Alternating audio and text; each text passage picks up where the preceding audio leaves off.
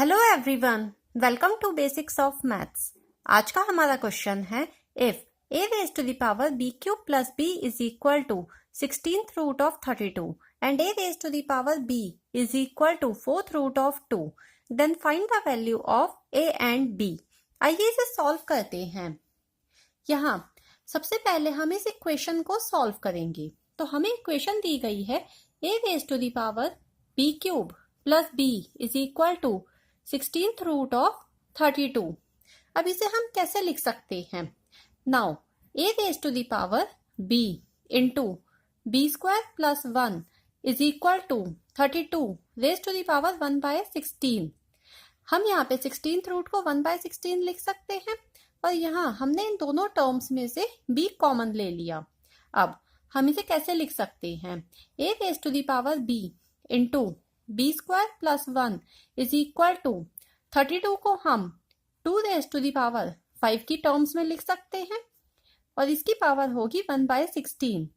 अब हमने ये कैसे किया? या हमने लॉ ऑफ एक्सपोनेंट यूज किया है। कौन सा? a raise to the power m into n is equal to a raise to the power m की पावर n, यहाँ होल की पावर n हो गई। यहाँ ये दोनों मल्टीप्लाई हो रहे हैं ऐसे, तो हम इसे इस फॉर्म में लिख सकते हैं। नाउ अब यहाँ हम a raise to the power b की वैल्यू पुट करेंगे which is 4th root of 2। तो ये हो जाएगा 4th रूट ऑफ 2 होल की power b square plus 1 is equal to 2 raise to the power 5/16। ये कैसे हुआ?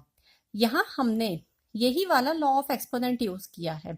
ये इस फॉर्म में था तो यहाँ पे पावर्स मल्टीप्लाई हो गई। अब इसे हम कैसे लिख सकते हैं? ये 4th रूट है तो ये हो जाएगा 2 raise to the power 1/4।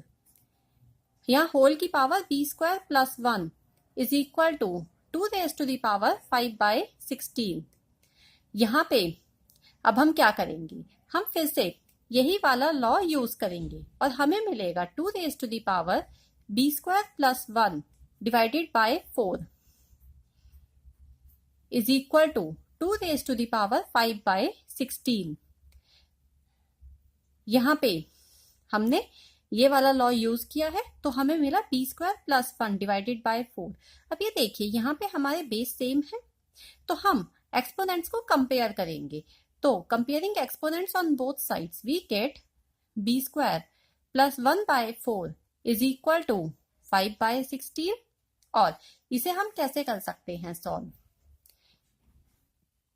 b square plus 1 is equal to 5/16 into 4। यहाँ पे ये वाला 4 ट्रांसपोज हो गया है। It is equal to 4 1 4 and 4 4 16। तो हमारे पास इक्वेशन आएगी b square plus 1 is equal to 1/4। Now इस 1 को यहाँ ट्रांसपोज करेंगे तो हमें मिलेगा b square is equal to 1/4 minus 1 which is equal to 1/4 minus 5 into 1 is 5, तो ये होगा 5/4। यहाँ भी होगा 5/4 एंड यहाँ भी 5/4 और ये होगा -4। इट इज इक्वल टू 1/4 और ये होगा b is equal to plus minus 1/2 क्योंकि b square is equal to 1/4 था।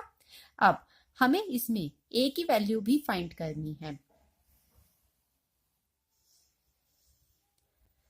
हमारे पास a था a raise to the power b is equal to 4th root of 2। हमें ये इक्वेशन दी गई थी। अब हमें a की वैल्यू फाइंड करनी है तो एक बार हम प्लस हाफ वैल्यू लेंगे और एक बार माइनस हाफ। तो अगर आपका b, पहले हमने प्लस हाफ लिया और यहाँ पे हमने b की वैल्यू माइनस हाफ ली तो क्या होगी a की वैल्यू? तो a raise to the power half is equal to 2 raise to the power 1/4 लिख सकते हैं। Now, squaring both sides of the equation, we get a raised to the power half का square is equal to 2 raised to the power 1/4 और इसकी value आएगी 2। हमने squaring की है बोथ साइड्स। नाउ ये होगा a raised to the power half into 2 is equal to 2 raise to the power 1/4 into 2। यहां आएगा हमारे पास a is equal to 2 raise to the power 1/2 और a is equal to square root 2।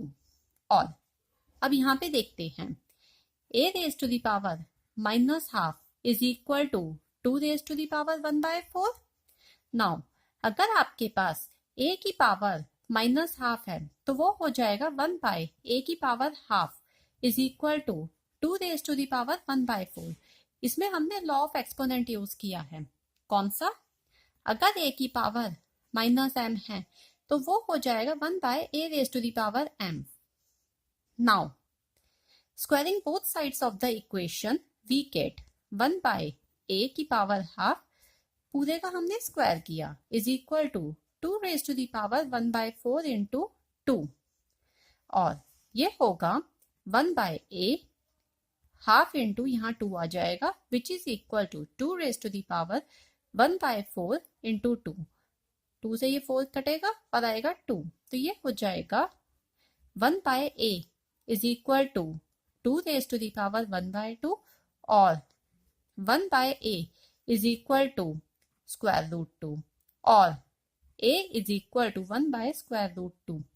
अब इसे हम रूट में नहीं छोड़ सकते तो हमने इसे √2 से मल्टीप्लाई और डिवाइड किया तो हमें मिलेगा √2/2। तो हमारे पास a की दो वैल्यूज आई हैं √2 एंड √2/2 और b की दो वैल्यूज आई है +12 एंड -12। तो हमारे आंसर क्या होंगे? हमारे सेट्स होंगे √2 एंड +12 और दूसरा सेट होगा √2/2 एंड -12।